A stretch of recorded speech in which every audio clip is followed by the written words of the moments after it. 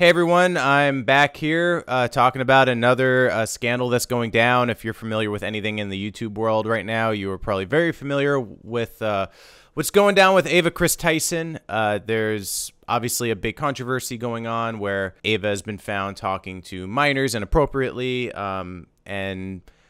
this is not really me trying to report on the story. There's plenty of other people that have been reporting on it in crucial detail. I kind of want to talk about other things surrounding it. Like, obviously, like, this is a bit of a shock, you know, especially to the Mr. Beast brand. Mr. Beast hasn't really come out and said anything about it. I'm a fan of Mr. Beast. I think he does so much good. And having one of his friends kind of be exposed about something so horrible like this, yeah, that is probably something that he is probably taking his time to address. It's not something you really want to just jump on right away, and it's something that you probably want to carefully craft.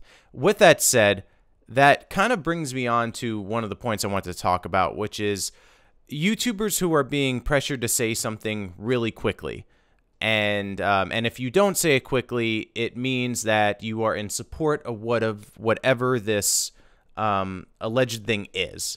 And that is something that I find to be a bit problematic. You know, I was watching yesterday Moist Critical being called out by Sneeko by not coming out with a video fast enough, and or putting a video on one of his second channels and not his main channel. Look out, Moist Critical is not gonna go talk about the Chris situation because he wants to have the Mr. Beast collab. Bro, you're gonna talk about every other trending situation, Dr. Disrespect, Sneeko, anything that goes viral goes on your main channel. Chris, the associate of the biggest YouTube channel in the world, you do a 4-minute clip on your second channel. Stop coping and be a journalist if you're gonna be a journalist. I find that to be just poking the bear and trying to get some kind of reaction and trying to just stir up some kind of controversy that isn't there.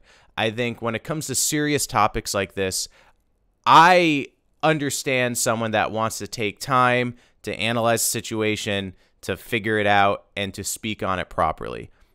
I don't think it's out of the realm of possibility that they might need a moment to put their thoughts together and address certain like bullet points about the story.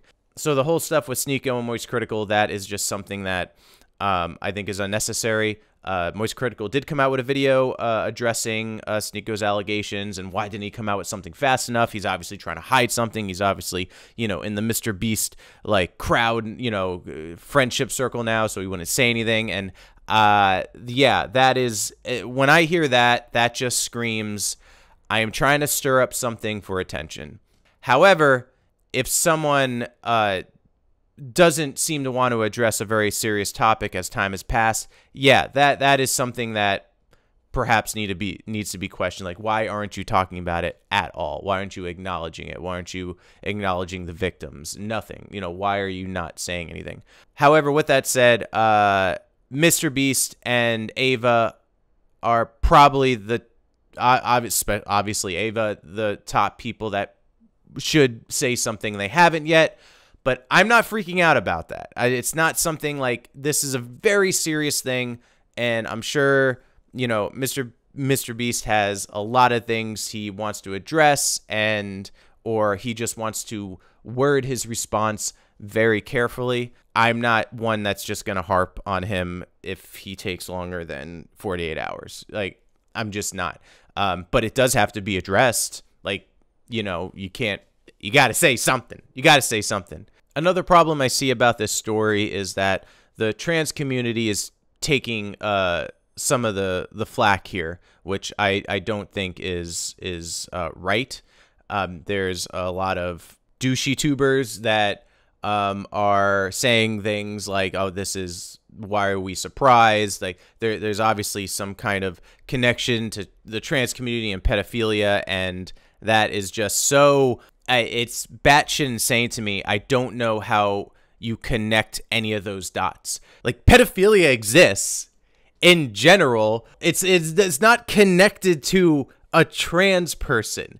That is the part I don't get. So when you hear a story about someone is arrested for pedophilia, and what if they are just a straight dude, not in the trans community, just a cis straight male? What do you say to that? Like, then what? It doesn't make any sense. It is obviously like I said, with, trying to call out other YouTubers for not speaking fast enough. It seems to be just a button to be pressed, something to stir people up, and to perhaps gain some attention from it, and kind of have a little bit of special pleading where it's like, see, I told you so. Like, that's what I've been saying the whole time, and now look what happened. It's not the gotcha moment that you think it is. Those are really the 2 points I wanted to talk about. Again, this is something that, there's a lot of coverage of it already. You don't need another person, i.e. me, just blabbing on about all the story, the whole information about what's going on. I just kind of wanted to speak on that.